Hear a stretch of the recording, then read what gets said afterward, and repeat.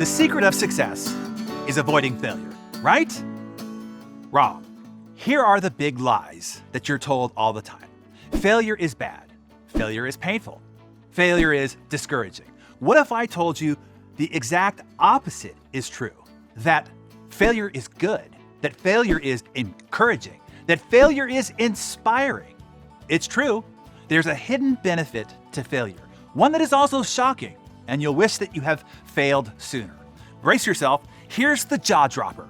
Research shows that experiencing failure can significantly boost your creativity for a limited time, a phenomenon that we call post-failure creativity spike. Are you still with me? Good.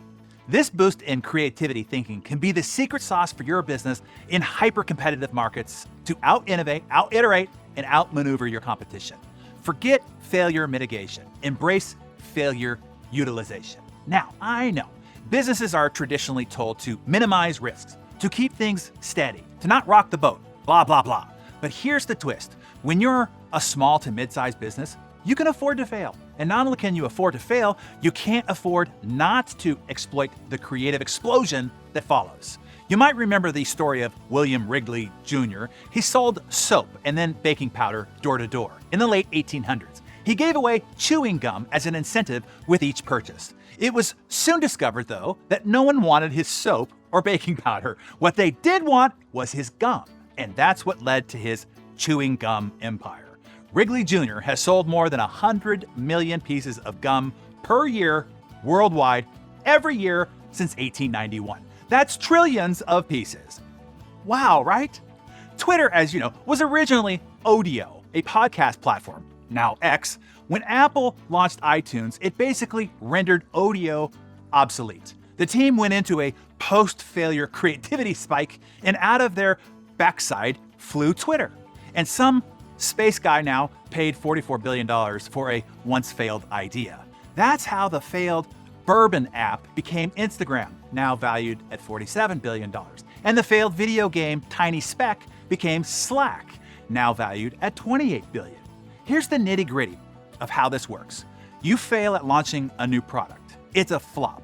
You're sulking and licking your wounds. But then, as you start to wipe the snot from your nose and the tears from your eyes, something magical starts to happen. Your brain, desperate to make sense of this failure, goes into overdrive.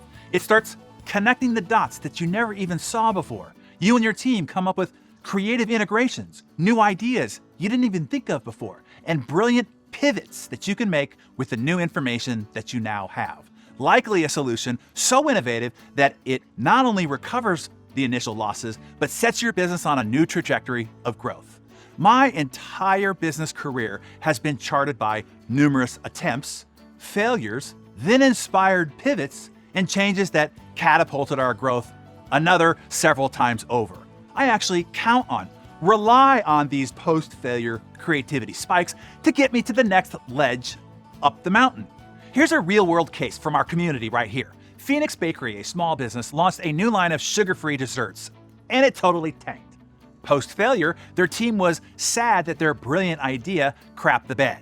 But soon, it ignited a post-failure creativity spike. They realized that the very thing that made their sugar-free desserts bad, the texture, could be an asset in a totally different market, gluten-free desserts. They pivoted and promoted a completely new line of desserts, even touting the texture as an asset to this different consumer group. And within a year, their gluten-free line became their top seller, outperforming all of their other products and increasing overall revenue by 38%. So, here's your big takeaway. Embrace failure. Push the bounds of your ambitious creativity, knowing that even if you fail, you'll be rewarded with a post-failure creativity spike that just might bring you the breakthrough that you've been looking for all along. It makes going for it, win or lose, a win-win. You can see that now, right? In other words, don't just mitigate risks, utilize them for your advantage. So now you tell us, what does this inspire in you? What are you now gonna go for that you didn't dare go for before for fear of failure? Write that down in your Darren Daily Journal and tell us about it in the comments below.